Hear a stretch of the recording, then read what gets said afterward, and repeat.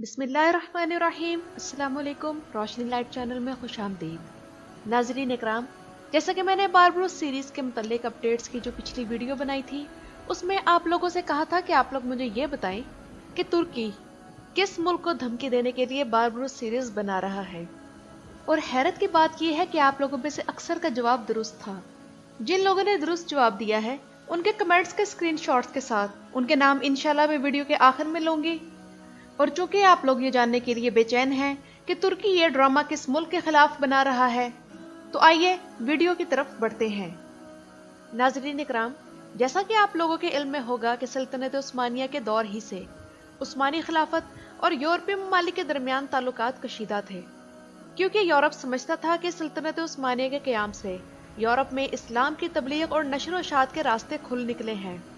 اور یورپ یہ بھی سمجھتا تھا کہ سلطنت عثمانیہ یورپ کے سینے میں ایک اسلامی ریاست کی صورت میں کھبا ایک خنجر ہے جسے جلد نہ نکالا گیا تو اسی کے نور سے کہیں تمام یورپ مسلمان نہ ہو جائے۔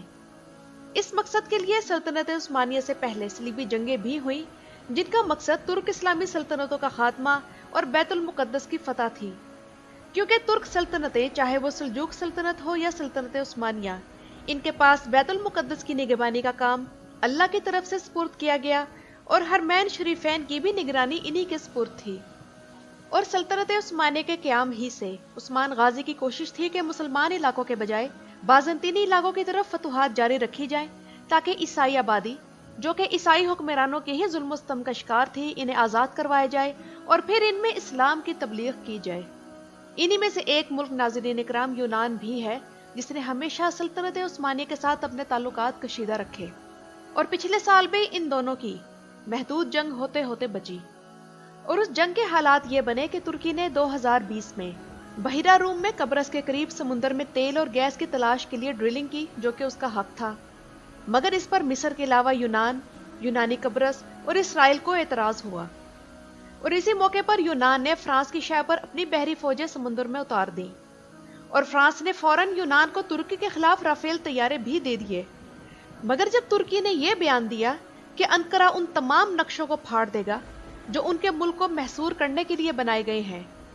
اور اس کے بعد یونان کے سب سے زیادہ شائع ہونے والے اخبار کیتھی میرینی نے لکھا کہ فرانس اس خطے میں اپنے مفادات کے لیے یونان کو استعمال کر رہا ہے اور ترکی کے ساتھ جنگ کی صورت میں یونان اپنا میجسٹی مائس جزیرہ بھی کھو دے گا، تو یونان کی حکومت کو ہوش آیا اور افہام و تفہیم کے ساتھ جنگ کی صورتحال ٹلی، اور پھر اس واقعے کے کچھ ہی دنوں بعد باربروسا سیریز بنانے کا اعلان کر دیا گیا۔ حالانکہ باربروس سیریز بنانے کا پروگرام اس سے پہلے انڈر کنسیڈریشن تھا، یعنی یہ ڈرامہ سیریز بنانے پر غور ہو رہا تھا اور کافی عرصے سے یہ منصوبہ پینڈنگ تھا، مگر جیسے ہی ترکی کا یونان کے ساتھ یہ معاملہ ہوا تو فوراً ہی اس پروجیکٹ پر کام تیزی سے شروع کر دیا گیا، اور ایسا لگ رہا ہے کہ اس پروجیکٹ کو پر لگ گئے ہیں۔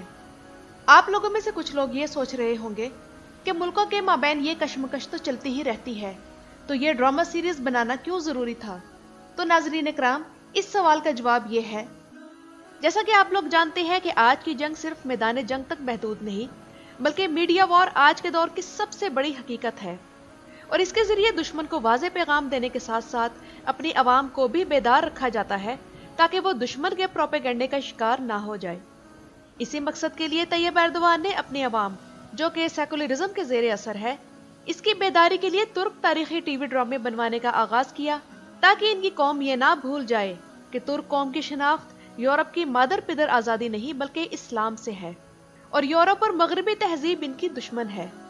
ناظرین اکرام، یہ ایک شوگر کوٹڈ دوائی ہے جو کہ طیب ایردوان موجودہ نسلوں کو دے رہے ہیں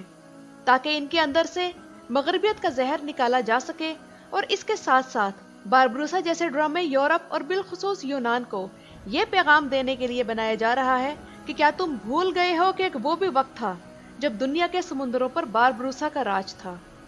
اور یہ ڈرامہ دیکھ کر دنیا بھر کے مسلمان جس ذہنی احساس کمتری میں مبتلا ہیں اور مغربی جدید ٹیکنالوجی سے بھی متاثر ہیں اس کی بھی تھراپی ہوگی۔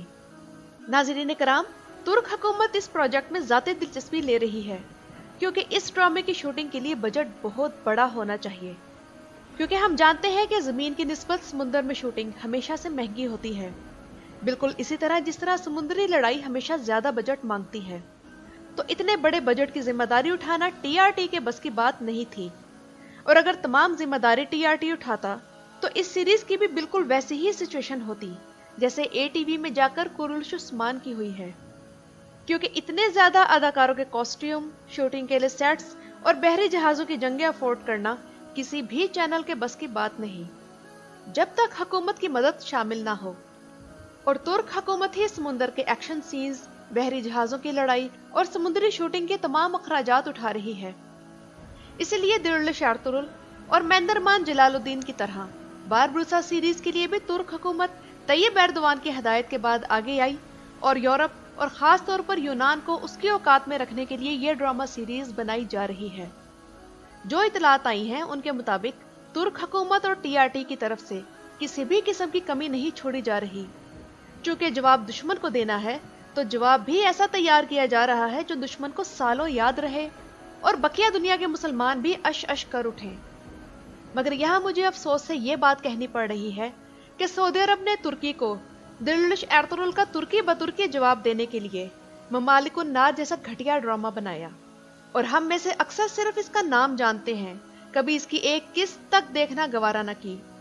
मगर सऊदी अरब को यह तौफीक ना हो सकी कि मगरिब को ललकारने या फिर इनकी औकात याद दिलाने के लिए कोई ड्रामा सीरीज ही बना डाले। बनाया भी तो तुर्की की नफरत में एक ड्रामा सीरीज जो कि तारीख में हमेशा के लिए सऊदी अरब के लिए शर्मिंदगी की वजह बनी रहेगी। और तैयब एर्दोआन ने वो काम कर दिखाया जो मोहम्मद बिन सलमान ना कर सके। और अब चलते हैं उस सेक्शन की तरफ जिसका आप लोगों को बेसब्री से इंतजार है, यानी मेरे वो नाजरीन जिन्होंने मेरे उस सवाल का जवाब बिल्कुल ठीक ठीक दिया है कि तैयब एर्दोआन ने किस मुल्क को आईना दिखाने के लिए और उसकी औकात में रखने के लिए ये ड्रामा सीरीज बनाई या बना रहे हैं। अच्छा, नाम लेने से पहले मैं ये कहना चाहूंगी कि अगर किसी का नाम मुझसे गलती से गलत लिया जाए तो एडवांस माजरत। सही जवाब देने वालों में सबसे पहला नाम है रहमा सहर का, और मैंने मुबारकबाद दूंगी क्योंकि मेरे कमेंट सेक्शन में ये वाहिद फीमेल है जिन्होंने सही जवाब दिया है। इसके बाद मोहम्मद याहिया रियाज, शबीर अहमद, उशाक अली जोखियो, असद बुखारी, उस्मान महर, मेडिकल डॉक्टर बिलाल मेयो, मियाँ उस्मान, अली हैदर बलोच। और अली हैदर बलोच वो हैं जिन्होंने बिल्कुल तफसील से सही जवाब दिया है। और अहमद अजीज, Aamir Sabah, Abdul Malik दामिस Qasmi, Umar Shaukat, war gaming, Mohsin Niazi, my choice videos, Islamic width, Amy Farrukh और इस्लामिक डिग्निटी शामिल हैं। इसके अलावा बहुत से वो नाम भी हैं जिन्होंने एक से ज़ायद मुल्क का नाम लिखा है। इनमें से एक कमेंट बहुत ही दिलचस्प है। आईडी का नाम तो जन्नत की खुशबू है, मगर उन्होंने तमाम ऑप्शंस लिखकर आखिर में मोहम्मद खालिद जैनपुर खुर्द हरद्वार लिखकर ये कहा है कि मेरा नाम जरूर लेना, मैं इस वीडियो को तमाम दोस्तों को अरसाल करूंगा। लीजिए, मैंने आपका नाम ले लिया। आप लोगों के कीमती वक्त का बहुत शुक्रिया जिसे निकालकर आप लोग मेरी वीडियोस देखते हैं, इसे लाइक करते हैं और अपनी मोहब्बत का इजहार और मेरी हौसला अफजाई कमेंट सेक्शन में करते हैं। वीडियो के बारे में अपनी राय कमेंट सेक्शन में जरूर दीजिएगा, और अगर वीडियो पसंद आई हो तो लाइक और शेयर करने के साथ साथ चैनल को भी सब्सक्राइब करना मत भूलिएगा। मेरी वीडियो देखने का शुक्रिया।